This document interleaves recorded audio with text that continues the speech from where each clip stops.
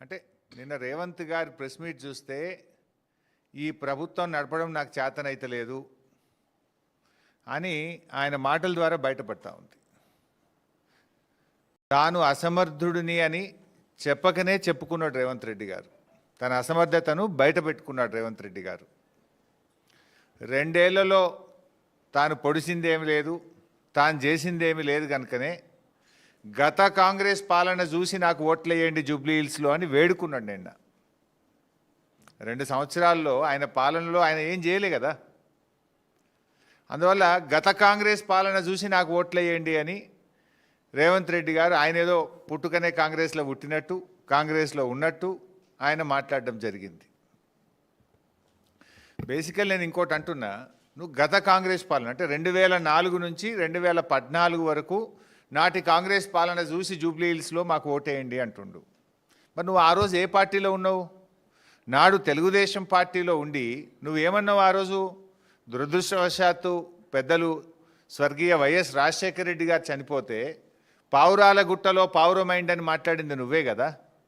మరి నాటి పాలన అంత మంచిగుంటే మరి ఆనాడు వైఎస్ఆర్ గారి మీద ఎందుకు నోరు బారేసుకున్నావు? ఆనాడు నువ్వు నాటి కాంగ్రెస్ ప్రభుత్వం చేపట్టినటువంటి జలయజ్ఞాన్ని ధనయజ్ఞం అని చెప్పి నీ నోటితోనే మాట్లాడినావు కదా. నీది నోరా మోరా?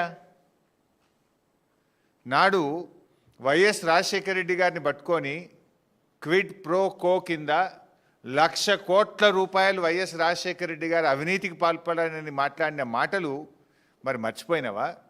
నీ నోరుని ఏమన్నా ఫినాయిల్తో కడుక్కున్నావా? ఆనాడు అసెంబ్లీలో నేను కూడా ఉన్నా. నాటి తెలంగాణ ఏర్పడక ముందు ఉమ్మడి రాష్ట్రంలో ఆనాటి కాంగ్రెస్ పాలనలో ఇదే రేవంత్ రెడ్డి తెలుగుదేశం ఎమ్మెల్యేగా అసెంబ్లీలో లేచి తన తండ్రి గారు చనిపోతే దహన సంస్కారాలు పూర్తయిన తర్వాత స్నానం చేయడానికి కరెంటు లేదు, కరెంటు ఏఈలకు డిఈలకు ఫోన్ చేసి బతిలాడుకుంటే తండ్రి చనిపోయినాక స్నానం చేయడానికి నీళ్లు లేది పాలన ఈ కాంగ్రెస్ పాలన నువ్వే కదా మాట్లాడింది. ఈరోజు పోయి నీ ఊళ్ళో అడుగు, ఆ బాయిల కాడ ఆ బోర్ల కాడ 24 గంటల కరెంట్ ఇచ్చింది ఎవడు? కేసీఆర్ ఇచ్చిండు. నాడు నీ ప్రభుత్వంలో నాడు కాంగ్రెస్ పాలనలో 6 గంటల కరెంటు రాలే. పొద్దుందాకా 3 గంటలు, పొద్దుకి 3 గంటల కరెంటు నాటి కిరణ్ కుమార్ రెడ్డి గారి పాలనలో. ఈరోజు ఆ పాలనను నువ్వు క్లెయిమ్ చేసుకుంటున్నావు. కానీ ఇలా నీ ఊర్లో అడుగు 24 గంటల కరెంట్ ఇచ్చింది కేసీఆర్ గారు. అంటే నువ్వు అసలు ఏం మాట్లాడుతున్నావు? అంటే ప్రజలంత అమాయకులు అనుకుంటున్నావా? నువ్వు అతి తెలివితో ఏదో పాత కాంగ్రెస్ పాలన చూసి ఓట్లు వేయిందంటే ఇక్కడ ఎవరు నమ్మడానికి చెవులు ఏమన్నా క్యాలీఫ్లవర్లు పెట్టుకున్నారనుకుంటున్నావా? నిజంగా నువ్వు నాటి కాంగ్రెస్ పాలన నువ్వు క్లెయిమ్ చేయాలనుకుంటే ఆ రోజు నేను మాట్లాడిన మాటలకు బేషరతుగా క్షమాపణ చెప్తున్నా అని చెప్పిన తర్వాత నువ్వు క్లెయిమ్ చేసుకోవాలి. నాడు వైఎస్ గారి పట్ల మాట్లాడినది కానీ, జలయజ్ఞం మీద మాట్లాడింది కానీ, క్విడ్ ప్రోకో గురించి మాట్లాడింది కానీ, నాటి కరెంటు కోతల గురించి మాట్లాడిన మాటలు కానీ, ఇవన్నీ నేను తప్పు మాట్లాడినా తప్పయింది అని చెంపలేసుకొని క్షమాపణ చెప్పి నాటి కాంగ్రెస్ చూసి ఓట్లేయమని నువ్వు క్లెయిమ్ చేసుకో. అంటే నీకు నువ్వేం చేయలే, 2 ఏళ్లలో నువ్వేం చేయలేదు కనుకనే నాటి కాంగ్రెస్ పాలన గురించి మాట్లాడుతున్నావు. అంటే నీకే తెలివి ఉందా ఏంది? ప్రజలు నీకంటే తెలివైనటువంటి వాళ్ళు రేవంత్ రెడ్డి గారు. ఈ రేవంత్ రెడ్డి ఎటువంటి తినే కంచంలో మట్టి పోసుకునే రకం, తినే కంచంలో ఉంచే రకం ఈ రేవంత్ రెడ్డి. ఇప్పుడు కేసీఆర్ గారు కట్టిన భవనాలన్నీ వాడుకుంటాడు, కానీ అవేం పనికిరావు అంటాడు, ఉపయోగం లేదంటాడు. కేసీఆర్ గారు కట్టిన కమాండ్ కంట్రోల్ రూమ్లో రోజు పోయి కూర్చునేది నువ్వే కదా, సెక్రటరియట్లో కూర్చునేది నువ్వే కదా. కేసీఆర్ గారు కట్టిన కాళేశ్వరం నుంచే మొన్న నువ్వు మల్లన్న సాగర్లో ఫౌండేషన్ వేసి గోదావరి నీళ్లు మూసీకి తెస్తా అని చెప్పింది నువ్వే కదా. కేసీఆర్ గారు కట్టిన ఫ్లైఓవర్ల మీద రోజు కుయ్యి కుయ్యి సైరన్లు వేసుకొని ఎక్కి తిరుగుతున్నది నువ్వే కదా. ఇది తినే కంచంలో ఉంచే రకం కాదు ఇది. కేసీఆర్ గారు చేసిన ప్రతిదాన్ని ఉపయోగించుకుంటావు, మళ్ళీ పైకెళ్ళి మాట్లాడతావు. అంటే పొట్ట నోరిప్పితే అబద్ధాలే. ఇప్పుడు నేనేమన్నాడు? అప్పుల మీద మాట్లాడిండు. ఈ అప్పుల మీద అయితే పూటకో అబద్ధం మాట్లాడతాడు. అసెంబ్లీలో పెట్టిన వైట్ పేపర్ మీద ఒకటి మాట్లాడతాడు, బట్టి గారు ఒకటి చెప్తాడు, రేవంత్ రెడ్డి గారు ఒకటి చెప్తారు. నిన్న కూడా మాట్లాడుతూ అప్పుల మీద మళ్ళా చిల్లర మాటలు మాట్లాడిండు. నేను ఒకటే అంటున్నా, నువ్వు రాష్ట్రానికి ముఖ్యమంత్రివి, దారిన పోయే దానయ్యవు కాదు. ఏది పడుతుంది ఎటు పడతాడు ఏ పూటకో మాట మాట్లాడడానికి నువ్వేం దారిన పోయే దానయ్యవా? ఇప్పుడు నేను చెప్తున్నది, కేసీఆర్ పాలనలో మొత్తం చేసిన అప్పులు 2,80,000 కోట్లని. ఇది పార్లమెంట్లో బీజేపీ ఎంపీ అడిగిన ప్రశ్నకు కేంద్ర ప్రభుత్వం ఇచ్చిన సమాధానం. నా కహాని కాదు. ఏ రోజు అడిగారు? 11 ఆగస్ట్ 2025 సోమవారం, ఈ సంవత్సరమే 11 ఆగస్ట్ 2025 సోమవారం నాడు బీజేపీ ఎంపీ రఘునందన్ రావు గారు అడిగిన ప్రశ్న. ఇందులో ఏం చెప్పారు? ఇందులో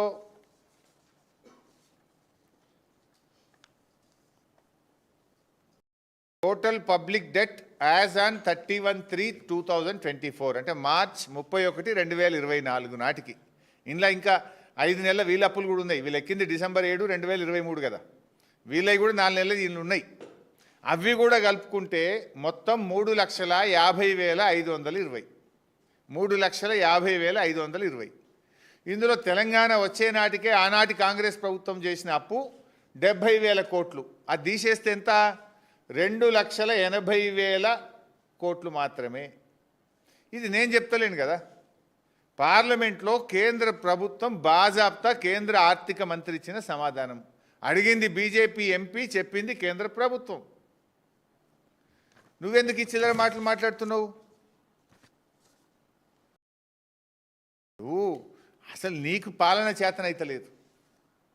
బీఆర్ఎస్ ప్రభుత్వం ఉన్నప్పుడు యావరేజ్ గ్రోత్ రేట్ 15%, SOTR రాష్ట్ర ప్రభుత్వ సొంత ఆదాయ వనరుల వృద్ధి రేటు 15%.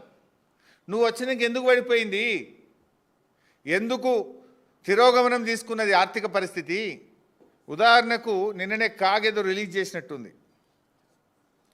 సెప్టెంబర్ 2025 సెప్టెంబర్ 2025లో కాగ్ ఇచ్చిన రిపోర్టు ఈ నెలలో -5 GST వృద్ధి రేట్, ట్యాక్స్ రెవెన్యూ -5. ఇండియాలో 28 రాష్ట్రాల్లో చివరి నుంచి 4వ రాష్ట్రం. రాష్ట్ర ఆదాయ వృద్ధి రేటు సెప్టెంబర్ నెలలో -5 2025. ఇగో ఇది సెప్టెంబర్ 2024 +1. మరి అదే బీఆర్ఎస్ టైం సెప్టెంబర్ 2023 +33%. ఇండియాలో టాప్ +33. ఇవి నా లెక్కలు కావు, కాగు లెక్కలు, కాగు రిపోర్ట్. నేను నా సొంతం ఏం చెప్తలేను. వెబ్సైట్లో పోయి కాగులో కొడితే వెళ్తాయి. +33%. ఎందుకు తిరోగమనం అవుతుంది? నీ హైడ్రా వల్ల, నీ తుగ్లక్ చర్యల వల్ల, నీ భూదందాల వల్ల, నీ వేధింపుల వల్ల, నీ వసూళ్ల వల్ల. ఇలా స్టాంప్స్ అండ్ రిజిస్ట్రేషన్ తగ్గింది, GST తగ్గింది, రోడ్ ట్యాక్స్ తగ్గింది. ఎందుకు తగ్గుతున్నాయి? అది రివ్యూ చేసుకో. కేసీఆర్ గారి పాలనలో రాష్ట్ర ప్రభుత్వ తలసరి ఆదాయం 1,24,000 నుంచి 3,47,000 కోట్లకు 3,47,000 పెరిగింది కేసీఆర్ పాలనలో. ఆల్మోస్ట్ దేశంలో అత్యధికం, భారతదేశంలోనే అత్యధిక తలసరి ఆదాయం ఉన్న రాష్ట్రాల్లో అగ్రగామిగా తెలంగాణ నిలిపింది కేసీఆర్.